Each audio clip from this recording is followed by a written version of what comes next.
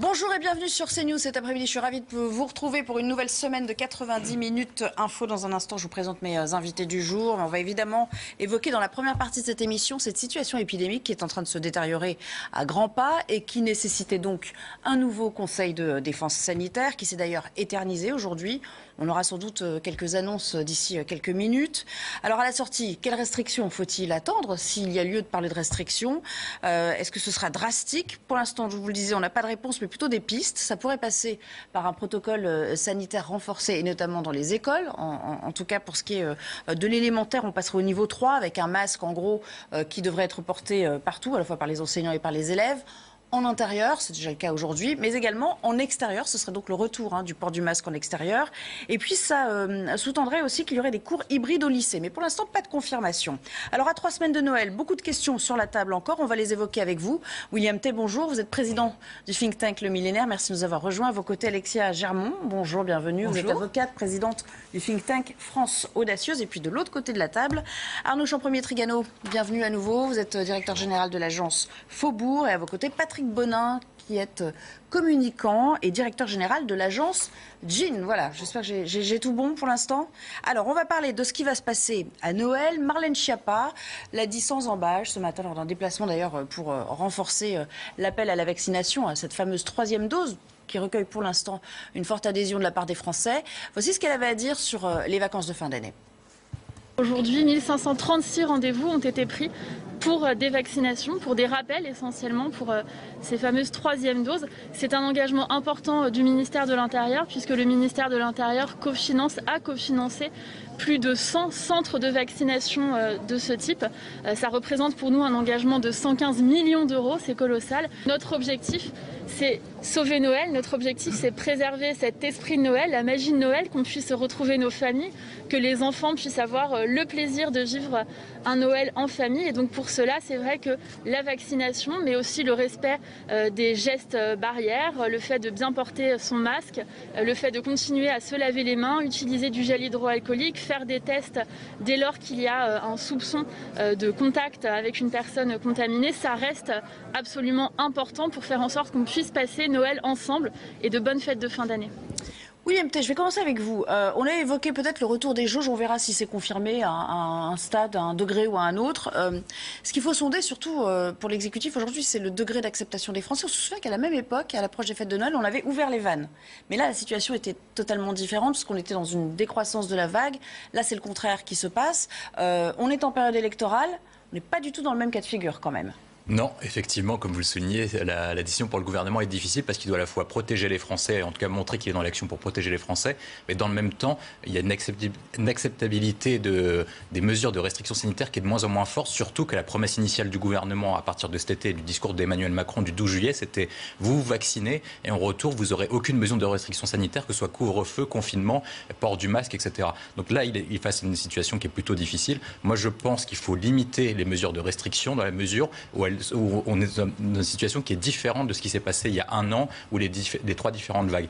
Premier point, c'est qu'effectivement, nous avons une remontée des taux d'incidence, donc du nombre de contaminations. Par contre, ce n'est pas forcément corrélé directement avec le nombre de réanimations. Le nombre de réanimations augmente moins vite que le nombre d'augmentations d'incidence. Et donc, du coup, est-ce qu'il y a un risque de saturation des hôpitaux? C'est le premier point. Le deuxième point, c'est que le gouvernement doit faire face à une mesure d'éventuelles restrictions sanitaires alors qu'il est en période électorale. Donc, je pense qu'électoralement, ça ne passera pas, surtout qu'il y a une population qui est de plus en plus hostile au gouvernement et aux mesures de restriction sanitaire. On l'a vu notamment avec les discours d'Éric Zemmour, on en parlera plus tard, de Marine Le Pen qui reprend les discours sur la liberté et désormais l'entrée en campagne de Valérie Pécresse. Et enfin, troisième point, je pense que sur ces points-là, le fait de dire, là, c'est une question de stratégie. La stratégie de la vaccination et d'arriver à un cas d'incidence et donc du coup du nombre de cas zéro ne fonctionne pas parce que même la Chine, qui est un pays totalitaire, n'arrive pas à arriver à un cas zéro. Et donc du coup, est-ce que nous, c'est la bonne stratégie? Je pense qu'il faut acter la stratégie anti-Covid sur un seul point, c'est le nombre de réanimations dans les hôpitaux. Et donc, du coup, est-ce que les hôpitaux arriveront à saturation, même avec un taux d'incidence et un nombre de cas supérieur à 150 000 ou 200 000?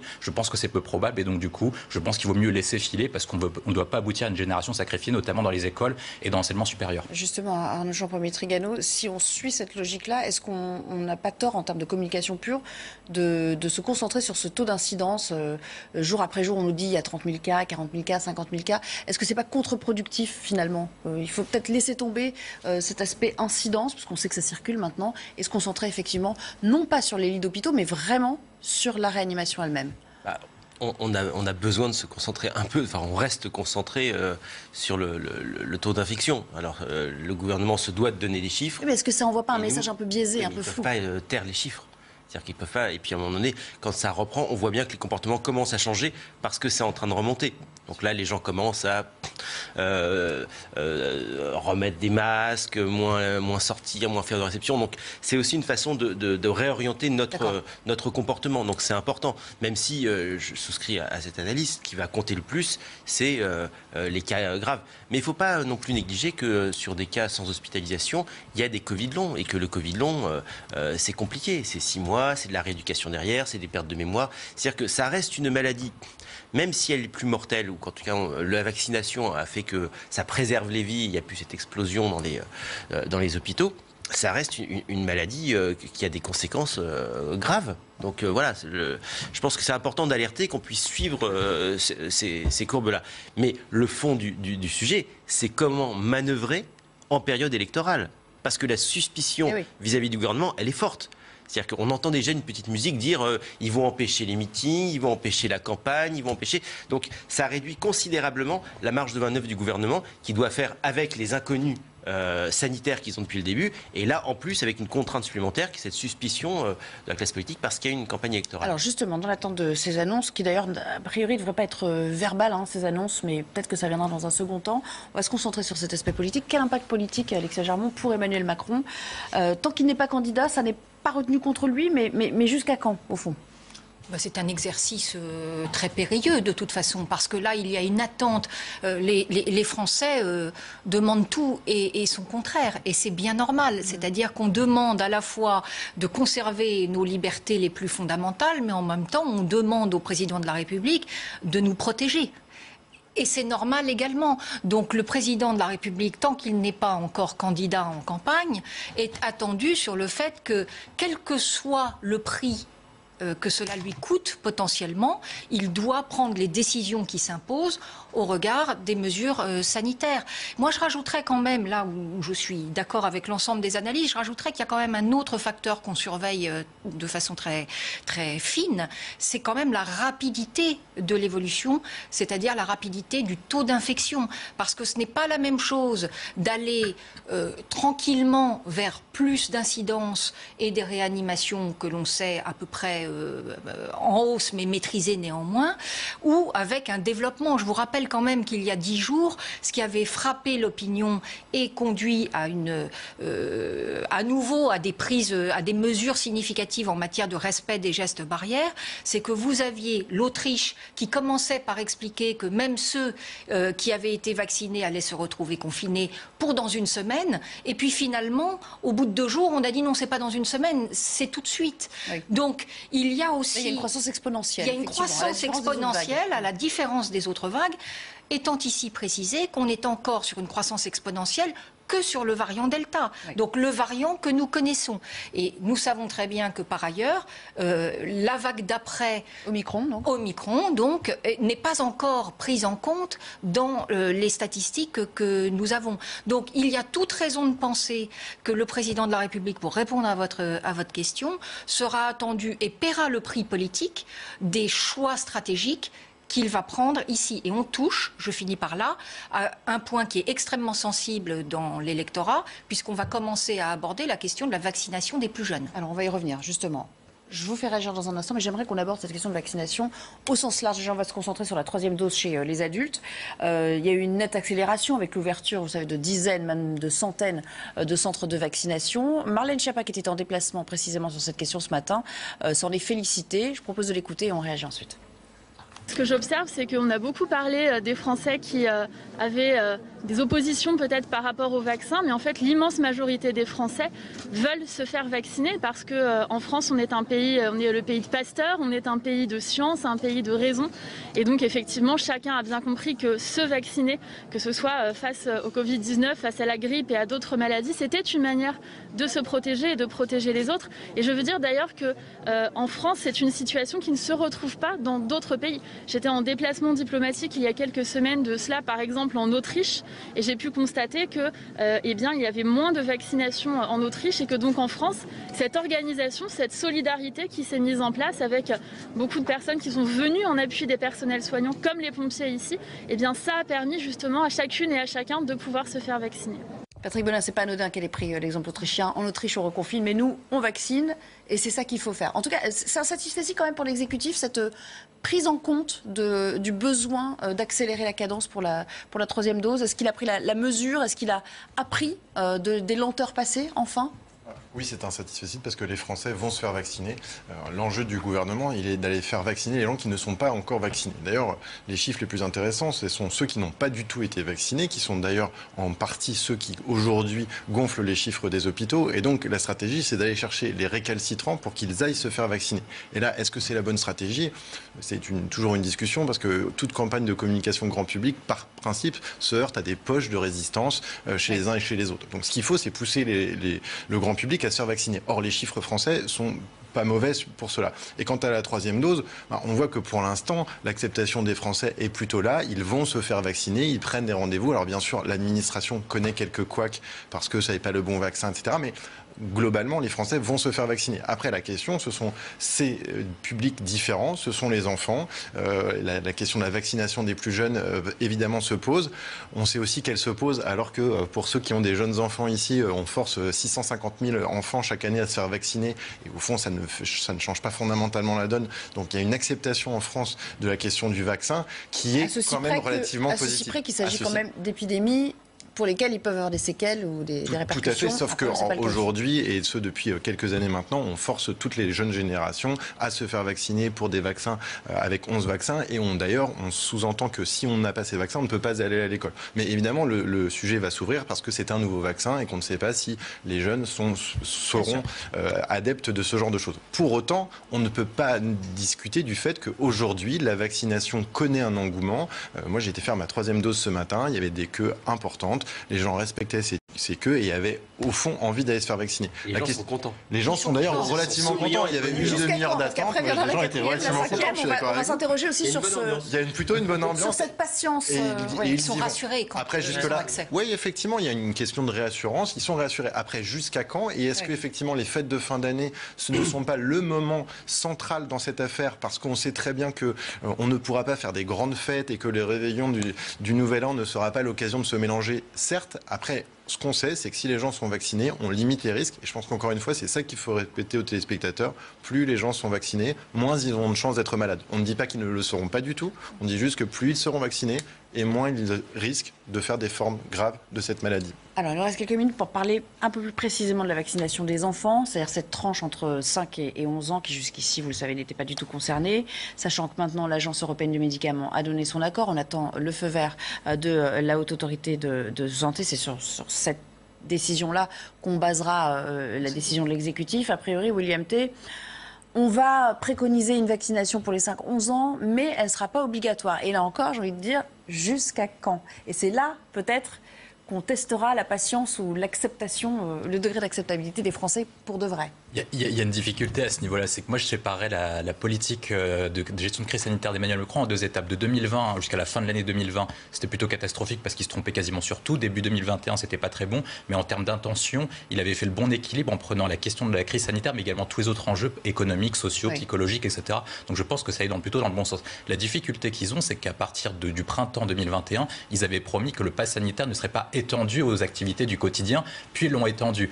Olivier Véran avait promis qu'il n'y aurait pas de 3e dose pour atteindre le pass sanitaire. Il a finalement imposé l'obligation d'une 3e dose. Et donc, du coup, le pass sanitaire, ce sera de l'histoire ancienne en novembre, souvenez-vous quand même. Oui, tout à fait, jusqu'au 15 novembre à l'époque. Et la difficulté qu'ils ont aujourd'hui, c'est la capacité d'être crédible sur la véracité en fait, de cette promesse. Si effectivement on peut consentir au fait que chaque enfant, en ayant le consentement des parents, puisse se faire vacciner de leur bonne volonté, oui, effectivement, c'est dans le bon sens. Mais si par cas, on imposerait un pass sanitaire implicite pour que les enfants aillent à l'école, ce serait plus du coup un pass sanitaire ou une incitation à aller se faire vacciner, ce serait une obligation vaccinale déguisée de fait. Et dans ce cas-là, non seulement vous aurez d'une part une difficulté, c'est que si par cas il y a des problèmes, le gouvernement serait tenu responsable parce qu'on ne peut pas savoir ce qui va se passer pour les enfants parce qu'ils réagissent différemment au Covid par rapport à la population adulte ou adolescente de plus de 12 ans, c'est le premier point. point. Le deuxième point, c'est qu'il y a un problème de consentement. On se rappelle des manifestations sur la question du pass sanitaire à partir de cet été. Ils s'étaient mis dans les rues sur la question de la vaccination des enfants. Alors, est-ce que vous n'aurez pas, pour le gouvernement, des manifestations supplémentaires si par cas on obligeait de fait des enfants à aller se faire vacciner? Alors, ceci dit, ceux qui soutiennent la vaccination pour les enfants disent aussi,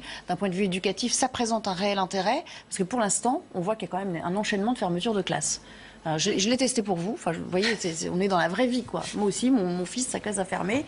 Ça reste un casse-tête pour les parents. Ça reste un casse-tête pour les parents parce que ça, c'est quand vous avez un enfant. Mais quand vous en avez plusieurs, vous êtes soumis toutes les semaines, potentiellement, à des fermetures de classes de façon tournante, finalement.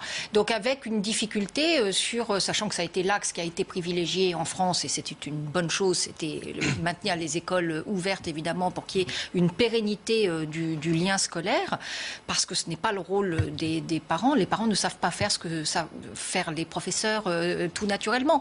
Mais une remarque quand même plus générale, si vous me permettez, c'est que moi je reste maintenant tout à fait dubitative sur le fait que le gouvernement continue de faire des promesses.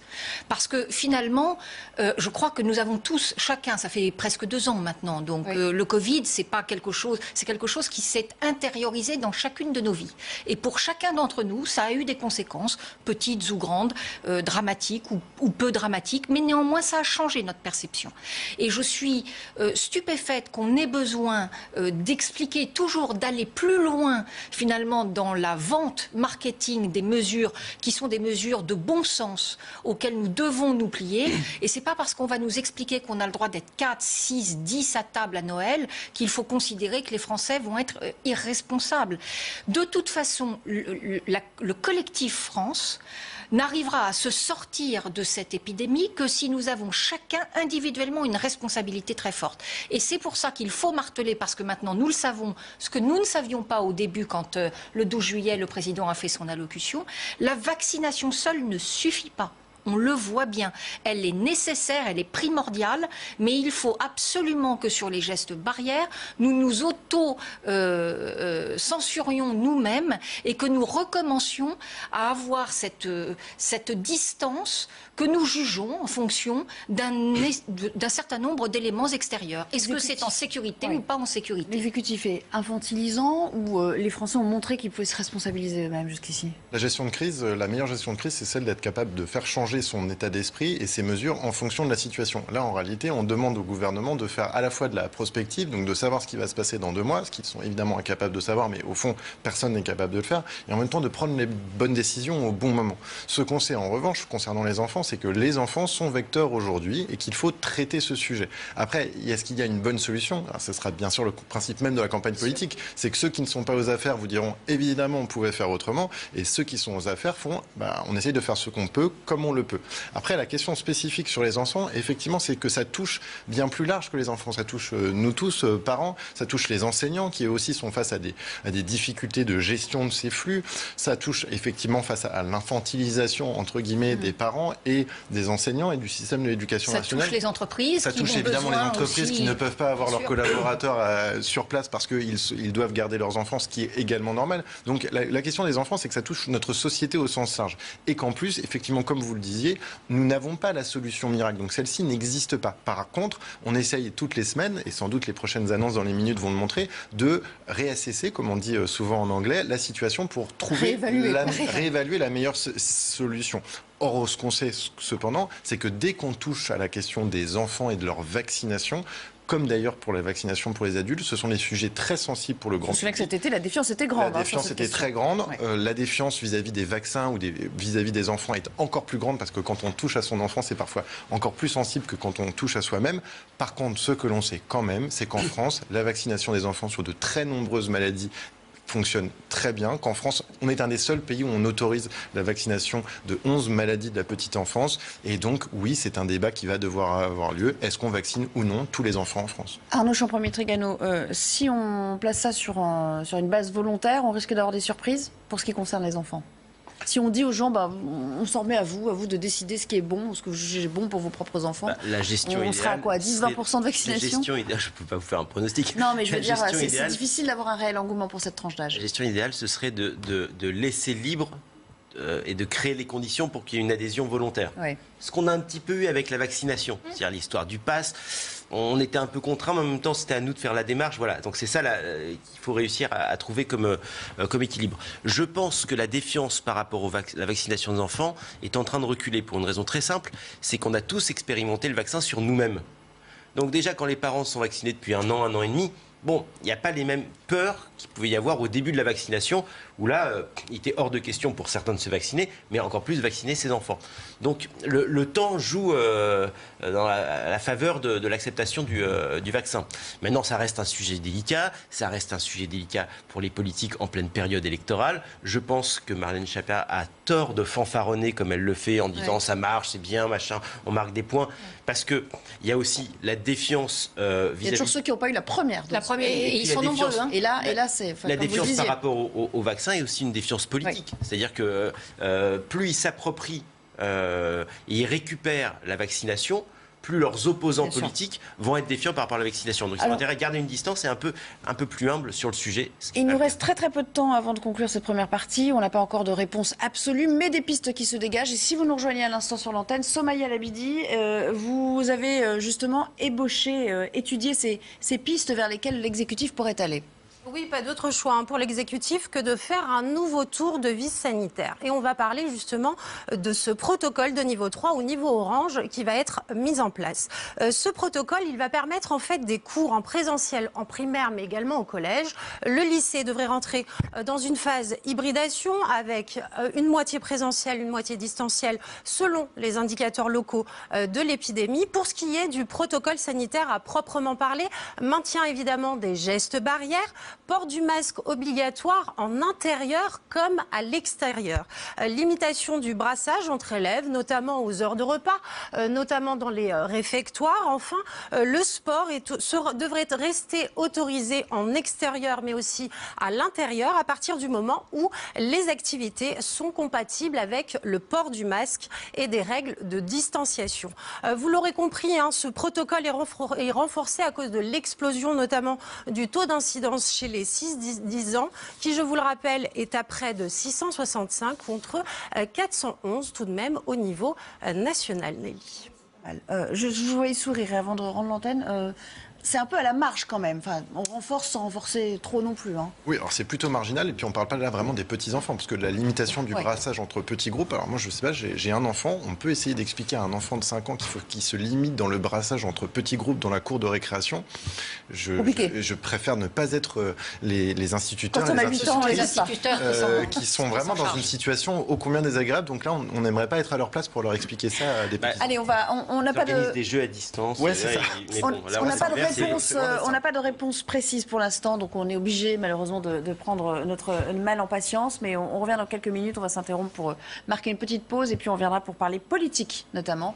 On reviendra évidemment à ce meeting d'Éric Zemmour, le premier en tant que candidat, qui a beaucoup fait couler d'encre et où les coups ont fusé également, parce qu'une enquête a été ouverte par le parquet de Bobigny pour comprendre ce qui s'est passé à l'intérieur de la salle. À tout à l'heure.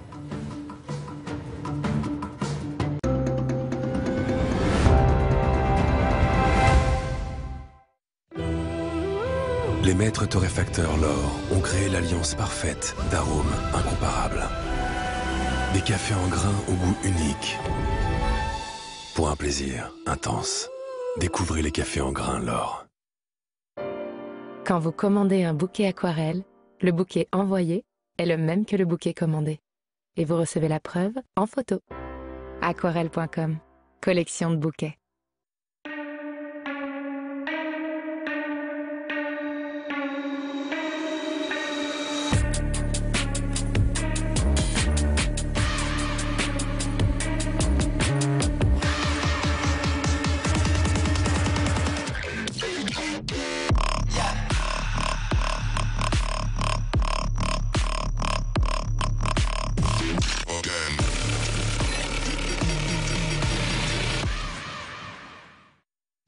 Envie d'améliorer les notes de votre enfant? Évidemment. Mais entre le travail, les loisirs, la maison et les 1001 activités du quotidien, l'accompagner également dans sa scolarité peut être compliqué. GoStudent vous trouve le professeur particulier idéal pour faire progresser votre enfant en s'adaptant toujours à l'emploi du temps de votre famille. Votre enfant gagnera en confiance et vous en tranquillité d'esprit. Réservez dès maintenant un cours d'essai gratuit sur gostudent.org. Si je vous dis Jiffy, vous me dites Jiffy? Des idées de génie? Ben, la déco de Noël. Bonne nouvelle, c'est le moment de préparer Noël. Ouah, ça brille, j'adore. Et vous savez que pour son 40e anniversaire, Jiffy vous rembourse 40% sur toute la déco de Noël. Vous avez bien entendu, moins 40% sur toute la déco de Noël. Jiffy, des idées de génie. Joyeux Noël, Jiffy!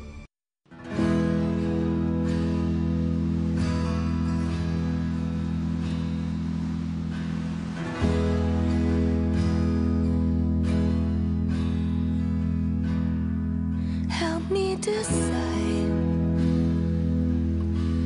whether to climb a hill or shoot for the moon. Découvrez les îles Grenadines en catamaran Catlante et réservez votre croisière dès maintenant sur catlante.com. Waouh, c'est ta voiture ça? Ouais, acheté sur Aramis Auto, que 20 km au compteur. Hein. Et surtout, je l'ai eu pour beaucoup moins cher que la neuve. Mais enfin, elle a un petit défaut quand même. Elle n'est pas super bien garée. Certains auront du mal à l'accepter. La voiture idéale est sur Aramis Auto. Trouvez la vôtre sur aramisauto.com. Vos yeux sont exceptionnels. Ils sont capables de distinguer des centaines de milliers de couleurs et des centaines de nuances de gris. Mais voilà, vous, ce que vous voudriez voir pour l'instant, c'est où commence et où s'arrête ce sac poubelle. Alors si vous avez plus de 40 ans, votre opticien Atoll vous offre un diagnostic Presbytie. Dispositif médical. CNews, venez avec vos convictions, vous vous ferez une opinion. Faire de petites choses chaque jour peut faire une grande différence. Aujourd'hui, votre délicieux café Senseo est produit de façon plus durable et plus responsable. Senseo, à vous de choisir. Et pour les fêtes de fin d'année, votre machine Senseo vous revient à 44 €. Rendez-vous en magasin ou sur senseo.fr. Autohéros, c'est le site pour acheter une voiture d'occasion en ligne. Nous vendons seulement des voitures provenant de notre propre inventaire. Elles sont toutes révisées et entièrement remises à neuf par nos experts. Avec Autohéros, c'est plutôt simple d'acheter sa prochaine voiture. En plus, vous bénéficiez d'une garantie d'1 an. Trouvez la vôtre maintenant sur Autohéros.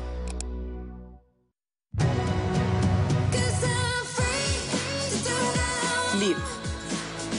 L'air de parfum original Yves Saint Laurent. Happy Holidays.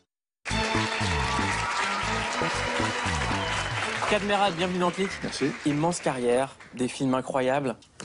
Une question que tout le monde se pose, c'est quoi les codes Canal?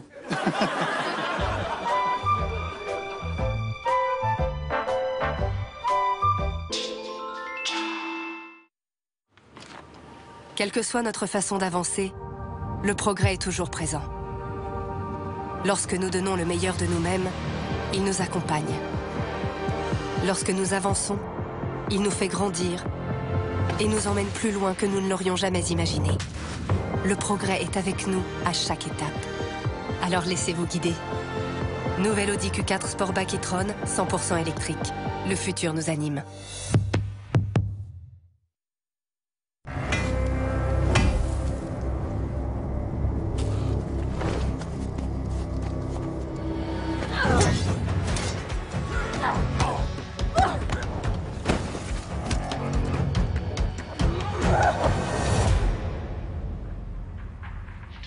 Vivez l'immersion OLED avec Asus. Le ZenBook 13 OLED est disponible chez Fnac et Darty.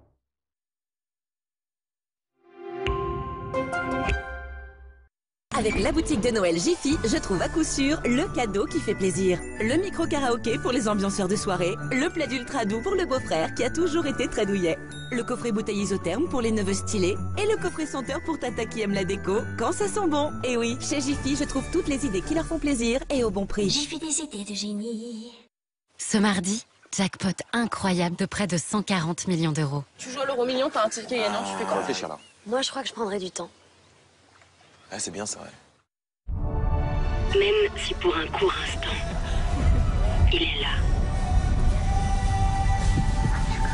Ce moment est à nous. Le bonheur est à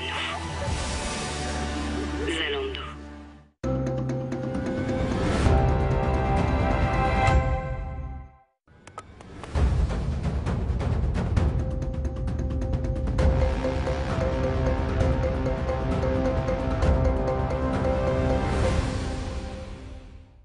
De retour avec vous pour la deuxième partie de 90 minutes info. Avant de revenir au débat à proprement parler, un mot de l'actualité, à commencer par ce conseil de défense sanitaire qui a eu lieu aujourd'hui à l'Élysée depuis la mi-journée et qui s'est achevé il y a à peine quelques minutes. Bonjour Jeanne Cancard, vous êtes justement à 2 pas de l'Élysée. Une prise de parole de Jean Castex et Olivier Véran devrait intervenir aux alentours de 19h.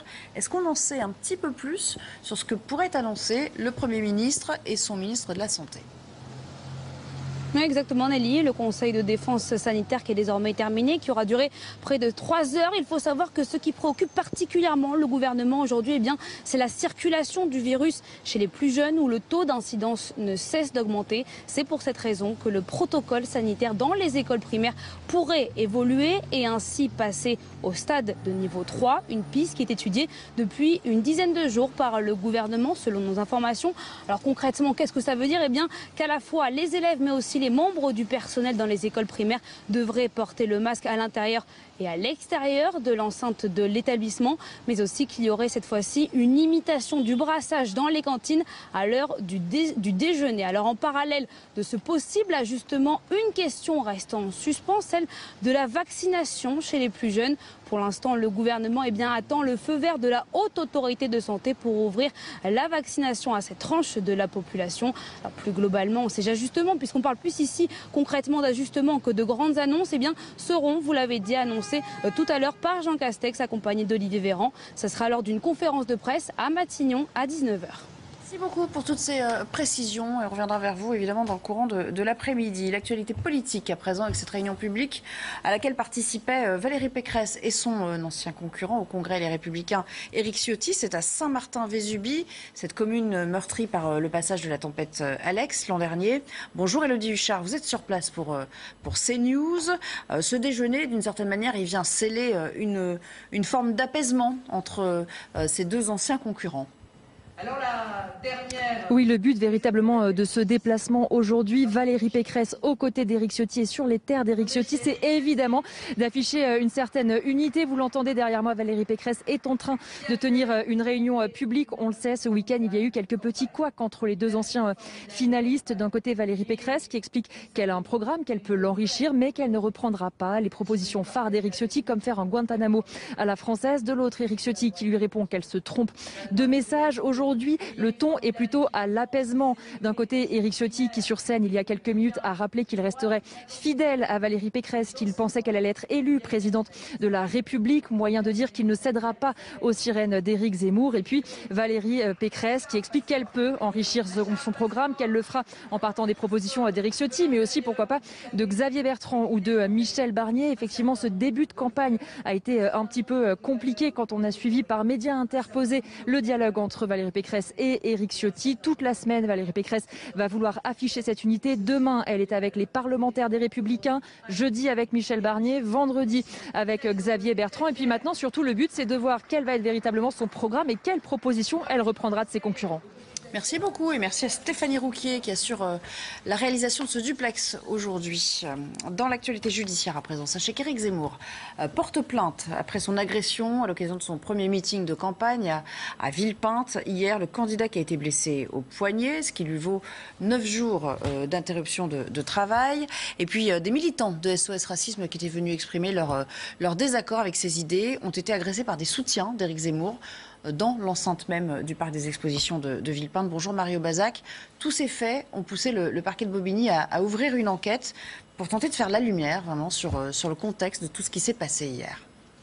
Oui, et cette enquête, elle concerne l'ensemble des faits de violence qui ont été commis lors de ce meeting. C'est donc le parquet de Bobigny qui a ouvert cette enquête confiée à la Sûreté départementale de Seine-Saint-Denis. Cette enquête, elle concerne d'abord les faits de violence commis sur plusieurs membres de l'association SOS Racisme qui ont été violemment pris à partie par des militants du candidat à la présidentielle. Plusieurs plaintes ont été déposées par l'association. Et puis cette enquête, elle vise aussi l'employeur poignade d'Éric Zemmour par un homme avant que le candidat ne monte sur scène. Éric Zemmour a porté plainte contre X pour violence aggravée avec préméditation et guet-apens. Selon son avocat, Éric Zemmour a été blessé au poignet. Il s'est vu prescrire 9 jours d'ITT. Son agresseur présumé est toujours en garde à vue. Et puis, en parallèle, plusieurs personnes ont été interpellées, notamment à l'extérieur du parc des expositions. Elles sont en garde à vue pour la plupart pour attroupement armé, outrage et rébellion. Et le parquet doit décider dans la journée des suites judiciaires éventuelles.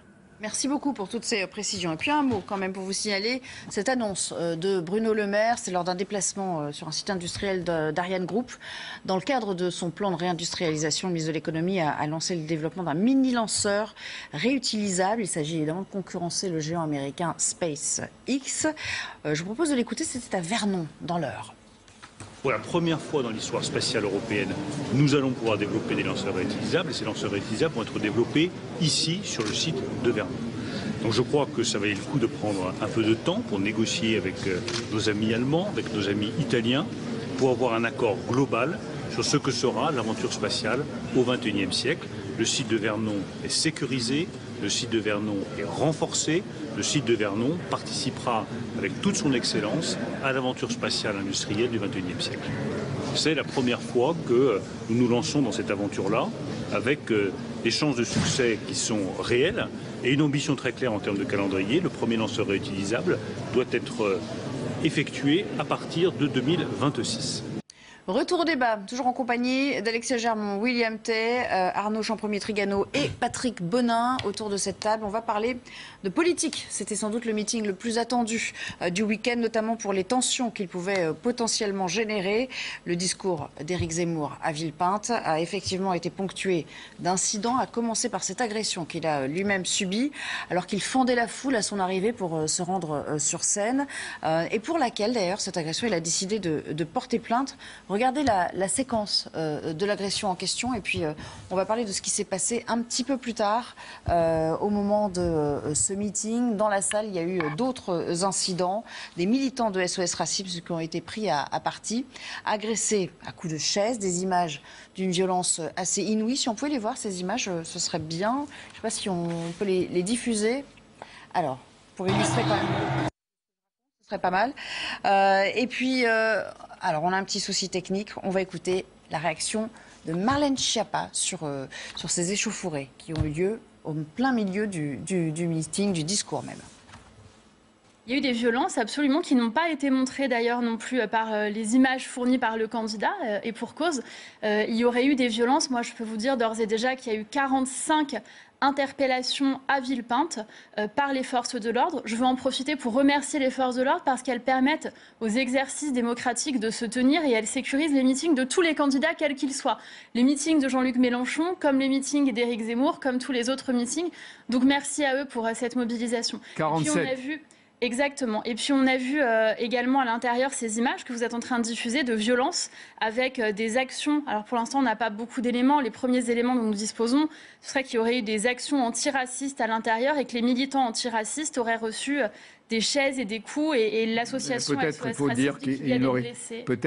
Allez, chose promise, chose due. Regardez les images de l'agression d'Éric Zemmour. C'était un petit peu plus tôt, au tout début donc, de ce meeting.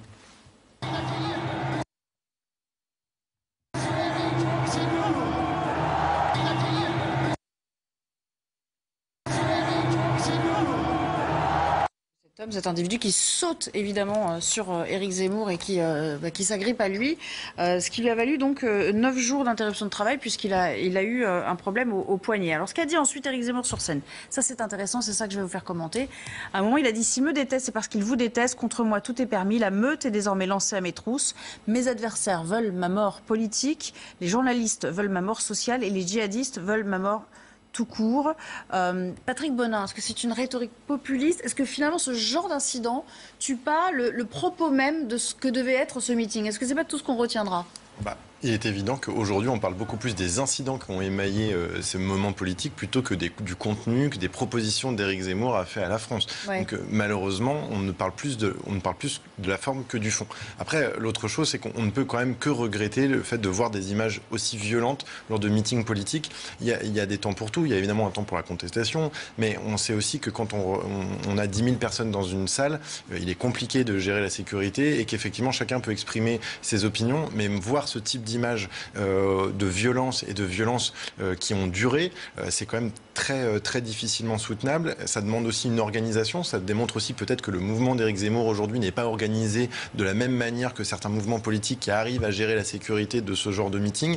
Donc oui, c'est dommage d'en arriver là et c'est surtout très dommage d'insister beaucoup plus sur la forme et ces images qui, encore une fois, sont des images qu'on aimerait ne plus jamais voir dans des meetings politiques et plutôt que de complètement occulter le fond. D'ailleurs, il serait très difficile de faire un sondage aujourd'hui en disant que retenez-vous du discours des éléments de M. Zemmour. Ça sera quand même fait, mais on retient beaucoup plus, malheureusement, ces images ô combien détestables. C'est vrai que ça pose question sur la sécurité encadrant les déplacements en général d'Éric Zemmour, sachant que là, on a vu aussi des militants, hormis SOS Racisme, qui se sont retrouvés finalement à peu près en étau. Il y a eu aussi quasiment des affrontements entre ceux qui essayaient de les extraire, ces militants, et ceux qui s'en prenaient à eux et qui leur balançaient des chaises. C'était assez chaotique comme situation. Mais on voit bien que depuis quelques semaines, à partir du moment où il y a eu un dérapage incontrôlé par Éric Zemmour, il y a eu une montée en puissance de la tension autour de ces déplacements.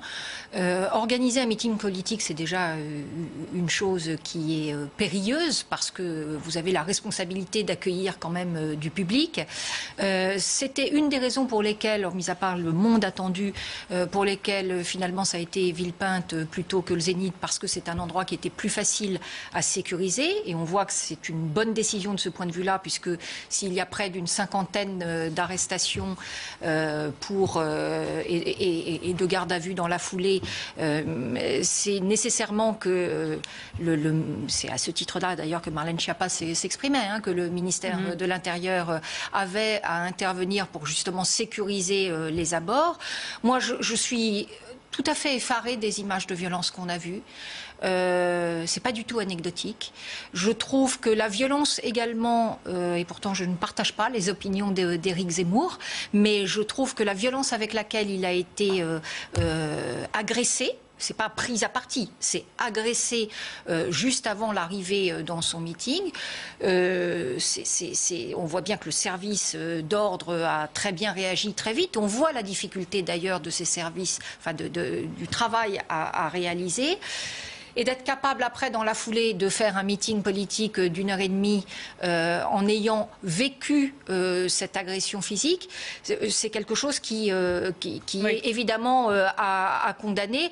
Après, pour les 9 jours d'ITT, ça n'aura échappé à personne qu'il y a une limite légale au-dessus de 8 jours qui permet à ce moment-là de correctionnaliser le geste et d'avoir potentiellement 3 ans d'emprisonnement voilà, et une amende conséquente. Et c'est pour ça, certainement, qu'on est au-dessus des 8 jours et non après, pas des 6 jours. C'est pas à nous de le commenter. Enfin, voilà, je vous laisse la paternité de ce petit bémol. On sait très bien qu'il y a une limite. C'est peut-être pas à nous de le commenter, alors, mais bon, ça n'aura échappé à personne. Alors, une fois qu'on a parlé de cette enquête ouverte, évidemment, par le parquet de Bobigny, et puis on verra ce que ça donne dans les prochaines semaines, intéressons-nous au fond. L'exécutif qui, aujourd'hui, était à l'offensive contre le diagnostic que pose encore Éric Zemmour, même si hier, quand même, beaucoup disent qu'il est allé plus loin, il est allé un petit peu plus loin sur le programmatique, sans tout dévoiler. Il a donné quand même quelques pistes et puis il a donné quelques nouvelles thématiques, nouvelles idées qu'il n'avait pas encore évoquées jusqu'ici. Je vous propose d'écouter la réaction de Bruno Le Maire. On peut essayer d'en tirer un bénéfice politique, on peut accabler les Français, on peut accabler le passé, on peut accabler les responsables politiques et les majorités successives, ou on peut prendre, comme nous le faisons avec Emmanuel Macron depuis 4 ans, le taureau par les cornes pour apporter de vraies solutions et pas des discours. Prendre de vraies décisions courageuses et pas uniquement se lamenter. C'est ce que nous avons fait. Et c'est ce qui commence à donner des résultats. Et si je suis venu ce matin à Vernon, c'est pour donner l'exemple d'un site industriel qui depuis des décennies fait la fierté française, qui était en proie à l'inquiétude en se disant mais qu'est-ce que nous allons devenir ? pour vous dire qu'on peut réinventer l'industrie et être capable d'ouvrir un chemin industriel pour la France au XXIe siècle. Arnaud Chapron-Vitry, sur le ton du discours, Éric Zemmour toujours a tiré à boulet rouge sur l'exécutif et sur l'establishment, sur l'attentisme supposé de nos gouvernants, où il est allé un petit peu plus loin hier. Comment vous l'avez trouvé? Non, c'est le jeu de l'élection, quoi. On tire sur l'adversaire. Est-ce qu'il s'est contenté de faire ça ou il a quand même un petit peu... Il s'est contenté de faire ça avec la violence qui le caractérise, c'est-à-dire avec une violence qu'on trouve peu ou pas dans la classe politique. C'est-à-dire que les mots sont beaucoup plus violents, les charges sont beaucoup plus insultantes. Voilà, il n'y a pas de borne, mais on peut s'intéresser au fond. C'est-à-dire qu'on a aussi la suppression du droit du sol, sans lequel Éric Zemmour ne serait pas français. Pas plus que Nicolas Sarkozy. Ouais. C'est-à-dire qu'il va très loin dans tout et dans n'importe quoi. Voilà un homme qui a dans ses propositions précisément une loi qui le destituerait ou qui ne lui aurait pas permis d'accéder à la nationalité française. Voilà, donc l'excès chez Éric Zemmour est constitutif de sa candidature. Et ce qu'on constate, et je reviens un petit peu sur le sujet précédent, ce qu'on constate, c'est que cet excès, aujourd'hui, il contamine, y compris ses supporters. Parce que les interventions comme ça en meeting, moi j'ai fait beaucoup de meetings où il y a des interventions effectivement de forces politiques adverses ennemies qui viennent agiter.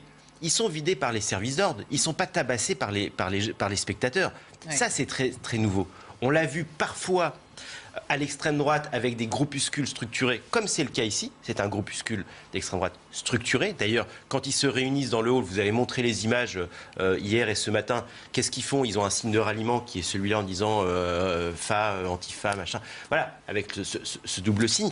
Donc c'est un groupe organisé d'extrême droite qui sont connus, c'est les zouaves de Paris, voilà, qui sont surveillés par les services de police français, qui interviennent.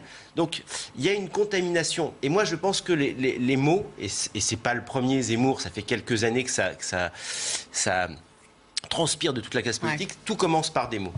Et les mots de plus en plus violents conduisent à des comportements violents. Et aujourd'hui, on en est là. Les mots continuent à être violents, Éric Zemmour, on s'en étonne plus, mais aujourd'hui, ça se traduit en actes chez ses supporters, et là, ça devient inquiétant. William Thay, on attendait des propositions assez précises pour faire une idée maintenant du candidat Zemmour et de ce qu'il avait à amener sur la table en plus des autres. Elles sont là, c'était encore trop flou. Est-ce que ça faisait un petit peu catalogue, cette manière qu'il avait à chaque fois de dérouler le fil? Comment vous l'avez senti? Je vais vous répondre, je vais juste intervenir sur la question des violences. Évidemment, il faut condamner tout type de violence. Mais est-ce que vous avez déjà vu dans des meetings politiques des forces opposées s'inscrire dans un meeting de Nicolas Sarkozy, de François Hollande, de Jean-Luc Mélenchon ou même d'un autre candidat politique? Ça n'existe pas. Donc normalement non, sur les meetings de François Fillon, tous les meetings de Le Pen, dans les meetings Fillon, dans les meetings de Mélenchon, c'est arrivé à plein de reprises. Mais justement, je vais arriver à la point, c'est qu'à chaque fois, on arrive sur des candidats de droite ou d'extrême droite auxquels on se permet d'avoir des forces politiques opposées qui viennent à un meeting. Vous n'avez jamais de forces politiques de droite ou d'extrême droite qui viennent à un meeting de gauche ou d'extrême gauche. Donc on a un deux poids deux mesures. Non, mais c'est fou. On a un deux poids deux mesures à ce niveau-là qu'il faudrait condamner. Les agriculteurs interviennent dans des meetings. Non, ils se mettent devant. Non, dans la salle. Moi, j'ai vu dans un meeting de radicaux, les agriculteurs faire de l'agitation. Ils se mettent devant. Donc du coup, il y a un deux poids deux mesures qu'il faut évidemment condamner parce que le bien le plus précieux que nous avons en démocratie, c'est la liberté d'expression. Et donc même si on ne défend pas les idées de quelqu'un, il faut lui permettre de les exprimer. Ensuite, sur la question du fond d'Éric Zemmour, sur son programme, en fait, son meeting a été gâché par ces violences parce qu'en fait, il avait réussi en partie sa mue de candidat. Il y avait des véritables interrogations sur le fait qu'il puisse devenir un homme politique et exprimer un discours. Et là, il y était ? Moi, je pense qu'il a réussi sa mue de candidat, mais qu'il y a plusieurs limites. En fait, il a 4 atouts et 3 défauts, Éric Zemmour. Il a plusieurs atouts. Il capitalise sur les déçus de LR qui avaient abandonné le programme de Fillon, même s'ils y reviennent avec Valérie Pécresse et Éric Ciotti, et les déçus du RN avec la question de la normalisation. Deuxième point, il avait la constance du discours qui lui permet d'être crédible sur la question de la sécurité et de l'immigration. Et du coup, il avait un troisième point, c'est qu'en fait, il était une sorte de porte-parole comme Trump l'était en 2016 aux États-unis. Il était le cri de l'Amérique profonde, il aurait pu être le cri de la France profonde pour lutter contre l'établissement. Ça, c'est les atouts. Correct, c'est les atouts. Mais maintenant, il a 3 défauts. Le premier, c'est qu'il a un taux de rejet qui est le plus important du pays, c'est la personnalité la plus rejetée. Donc du coup, en cas de second tour face à Emmanuel Macron, il a très peu de chances de victoire alors qu'il avait attaqué Marine Le Pen sur le fait qu'il puissait battre, lui était meilleur pour battre Emmanuel Macron que Marine Le Pen, alors qu'on voit dernièrement que Marine Le Pen est meilleure qu'Éric Zemmour. C'est la première faiblesse. La deuxième faiblesse, c'est qu'en fait, il a perdu son peu de stature présidentielle parce qu'il n'en avait pas beaucoup, dans la mesure où en fait, avec ses différentes outrances, il a perdu la capacité à rassembler les Français et à pouvoir incarner une offre alternative à Emmanuel Emmanuel Macron. Et troisième point, c'est le fait qu'il n'arrive pas à élargir son socle électoral parce qu'il n'arrive pas à élargir son socle de propositions. Il s'inspire souvent de Donald Trump, mais Donald Trump, c'était la lutte pour la protection de la civilisation. Éric Zemmour l'incarne, mais il y avait deux autres volets. Un, c'était rendre sa grandeur à l'Amérique. Lui, il n'explique pas comment il rendrait sa grandeur à la France. Et troisième point, c'était qu'en fait, il a parlé aux électeurs déclassés de ce qu'on appelle industrialiser de la Rust Belt du Nord. Et Éric Zemmour n'a pas de proposition pour réindustrialiser la France et pour soutenir les catégories populaires et intermédiaires. Puisqu'on parle de ce qu'il a proposé, la baisse des impôts de production, ça a valu une forme d'ironie de la part d'Alain Griset, en charge des PME, qui lui a répondu ceci, on va l'écouter. À la limite, il ne fait que confirmer la politique du gouvernement, puisque depuis l'arrivée du président de la République, nous avons baissé de 50 milliards les impôts. Il y a dans le projet de loi de finances une nouvelle baisse des impôts de production. Il y a une baisse des cotisations sociales. Donc il confirme que la politique menée par le gouvernement est la bonne et on va la continuer. Rien de très neuf ou audacieux, donc il va de toute façon dans le sens de tout ce... Oui, ça va dans le sens de l'histoire. Il y a eu un démarrage des baisses des impôts de production et quels que soient les candidats à la droite de l'échiquier, de toute façon, on sait qu'il n'y a pas d'autre solution pour renforcer la compétitivité de l'économie française que de passer en partie, bien sûr, par la question de la baisse des impôts de production. Donc, c'est simplement une touche un peu économique sur quelque chose qui est tout à fait classique. C'était pour montrer qu'il avait ce panel-là quand même. Oui, mais... Il était capable d'aborder ces questions ? Oui, mais c'est trop court. C'est bien trop court. Et de la même façon, il y a quelques semaines, Éric Zemmour annonçait des ralliements de grande ampleur. Je crois qu'il faut quand même... On n'a même plus l'occasion, puisqu'on ne parle que des violences, on n'a même plus l'occasion de souligner qu'à la tribune, qui y avait-il finalement pour venir le soutenir ? Jean-Frédéric Poisson. Jean Messia. Non, mais sur ceux qui viendraient d'autres mouvements. Oui, il y avait Jean-Frédéric Poisson, il y avait Sens commun, il y avait Christine Boutin et il y avait une ancienne gilet jaune. Finalement, on va peut-être s'arrêter là-dessus. Sa plus grosse annonce hier, est-ce que c'était celle sur les successions, sur la suppression de l'imposition sur la succession des entreprises familiales ? Est-ce que c'est là-dessus que... Sa plus grosse annonce, ça a surtout été de « je vais continuer à y aller et quoi qu'il arrive, je continuerai contre vents et marées ». Je pense qu'en réalité, c'est ça l'élément le plus important, c'est qu'il a dit aux Français, devant 10 000 personnes, j'irai, faites-moi confiance, j'irai jusqu'au bout, en continuant effectivement son propos classique, de taper sur les journalistes, sur vous en doutiez qu'il irait jusqu'au bout ? Alors, on peut quand même toujours en douter. D'ailleurs, à mon avis, il faut continuer à en douter parce qu'il faut quand même réunir 500 signatures et que pour l'instant, sur ces sujets-là, en l'occurrence, il n'est pas très grandiloquent. L'autre élément, c'est qu'effectivement, pour gagner une élection, il faut avoir un parti, il faut avoir des soutiens. Aujourd'hui, l'organisation, il faut être très structuré. Or, clairement, cette organisation ne l'est pas. Son meeting l'a montré. Même la sécurité de cette organisation était discutable. Et effectivement, c'est très difficile de lutter contre ces groupuscules.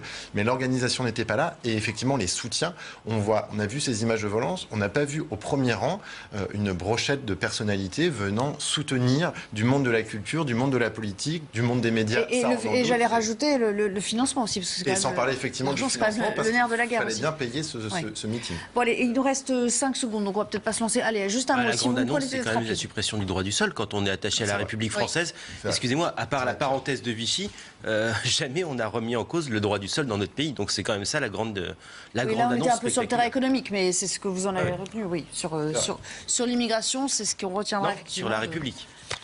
Sur la République, si vous voulez. Allez, on s'interrompt et on revient pour mettre en opposition d'ailleurs les deux meetings d'hier, celui de Jean-Luc Mélenchon et celui d'Éric Zemmour. A-t-il convaincu aussi comme tribun, tout simplement ? C'est la question que je vous poserai tout à l'heure.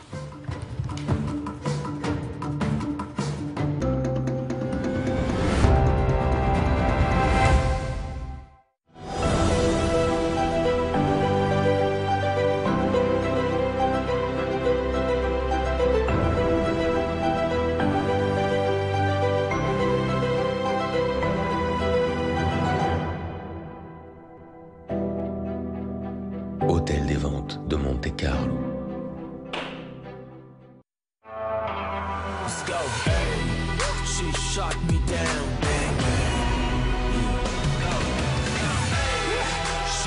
Azzaro, The Most Wanted, le nouveau parfum intense. Et Azzaro Wanted par Azzaro.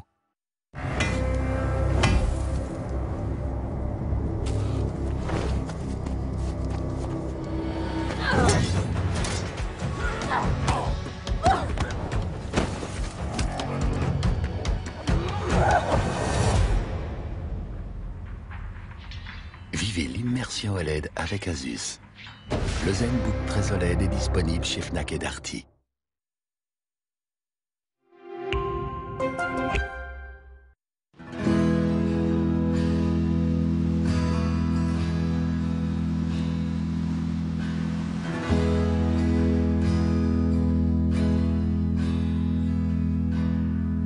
Help me decide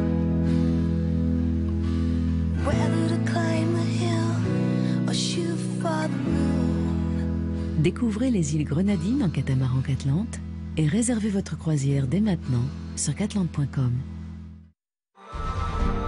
Nous sommes une énergie produite et stockée à partir de la terre, du vent et du soleil. Une énergie produite à partir de nos déchets. Nous sommes les gaz renouvelables, l'énergie de tous les possibles. Vendezvotrevoiture.fr. Combien vaut votre voiture? Entrez simplement les informations de votre voiture sur vendezvotrevoiture.fr et recevez le prix de vente en ligne. Vraiment facile, rapide et sûr, je recommande sans hésiter. Pour la reprise, prenez un rendez-vous sûr et sans contact. Allez maintenant sur www.vendezvotrevoiture.fr. Vous souffrez de troubles de la lecture? Découvrez la technologie primée Orcam Read. Il suffit de pointer et d'appuyer sur le bouton. Orcam Read convertit ensuite le texte en audio. La base de ces tourelles sombres se confond. Bénéficiez d'une offre spéciale dès maintenant sur le site orcam.com ou par téléphone au 0800 903 921.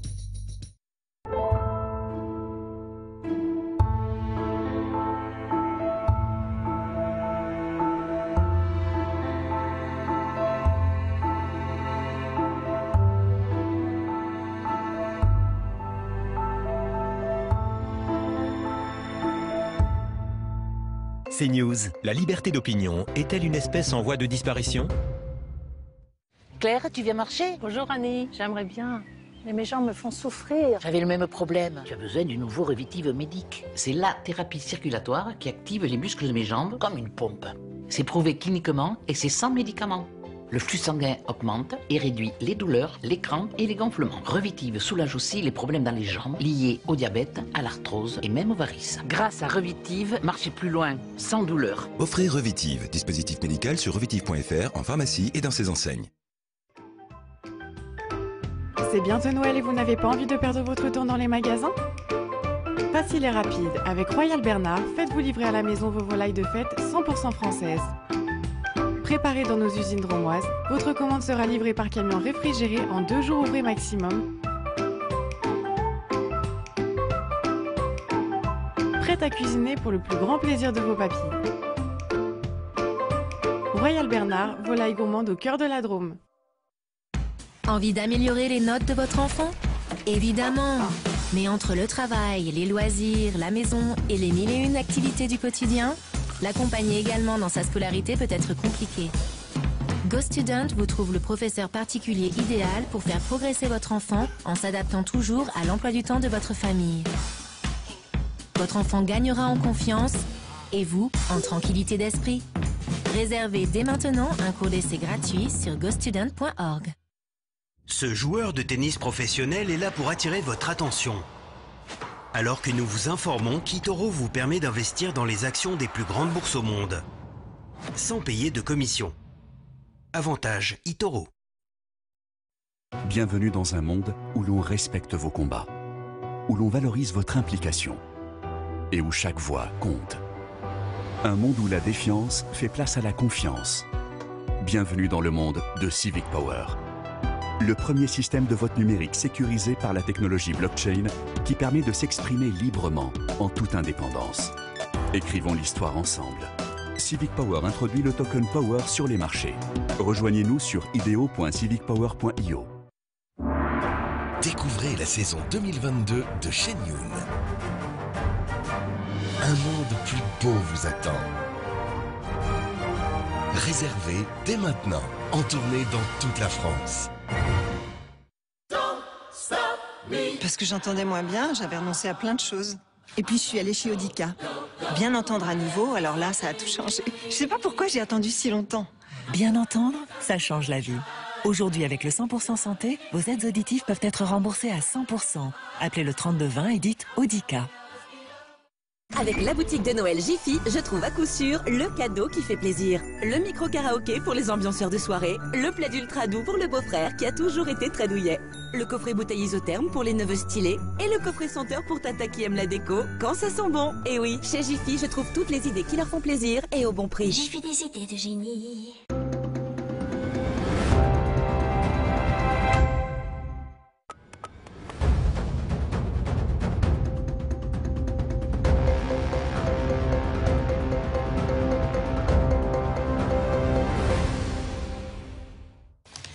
Allez, de retour avec vous pour la toute dernière partie, courte partie de l'émission. On va parler de ce match à distance qui s'est joué entre Jean-Luc Mélenchon et Éric Zemmour hier.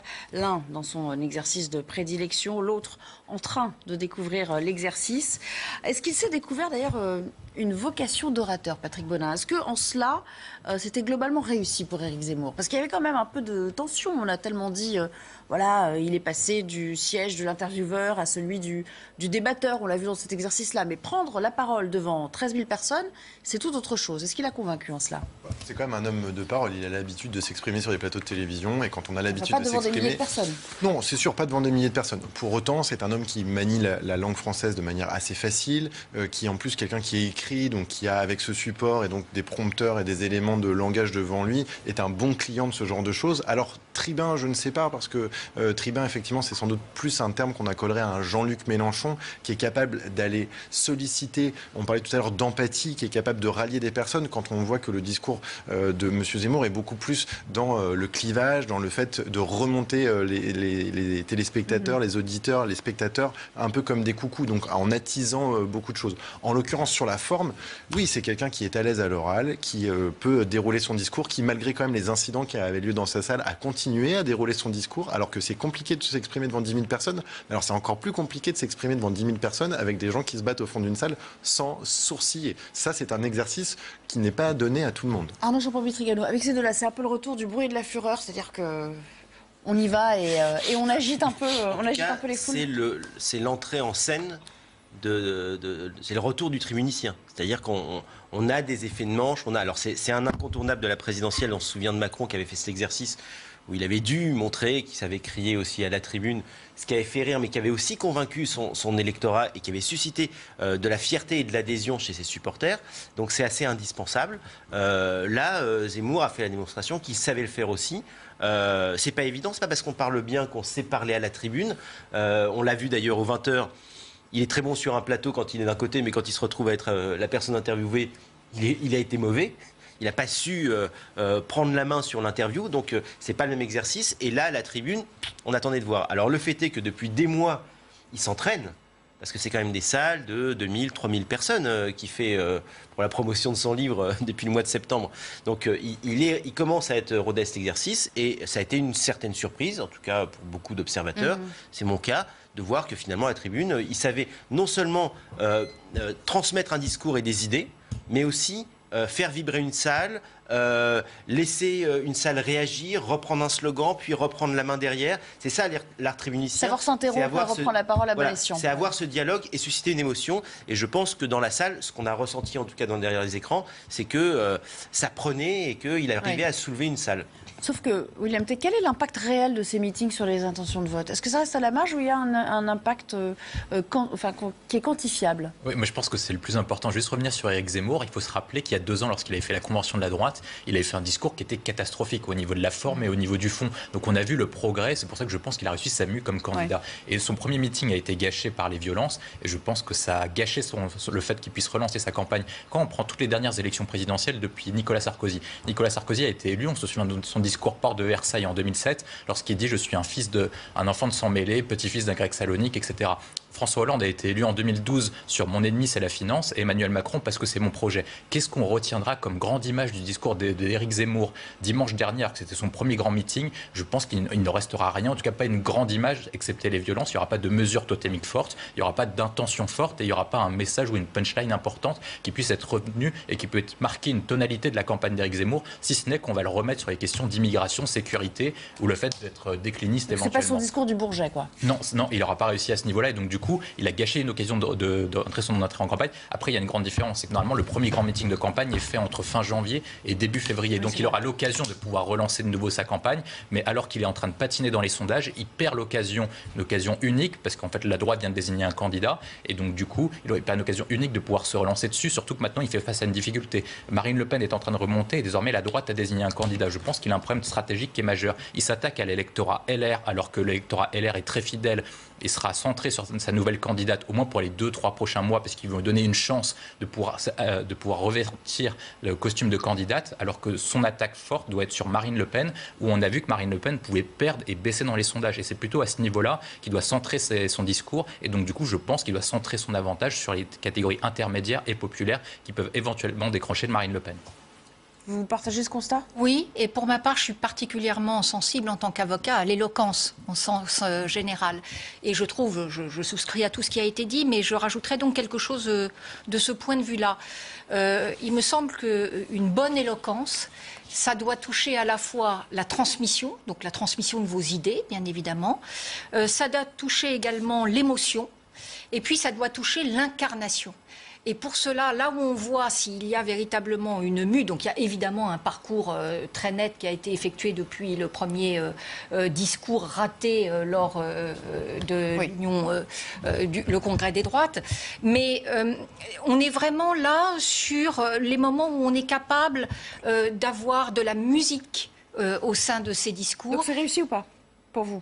C'est un bon début. D'accord. C'est un bon début, mais il faut aller plus loin, mais on voit bien qu'il a travaillé. Ça lui a mis le pied à l'étrier. Très très court, vraiment, on est en train de déborder. La question très juste de l'impact des meetings. Jusqu'en 2012, les meetings ne servent qu'à regonfler les militants. À partir de 2012, ils impactent la société parce qu'ils sont retransmis, en particulier sur les chaînes info. Donc il y a un intérêt. Ça vaut le coup de dépenser de l'argent, ça revient au financement. Oui. Et c'était pas le cas avant, et ça redevient intéressant. Merci beaucoup.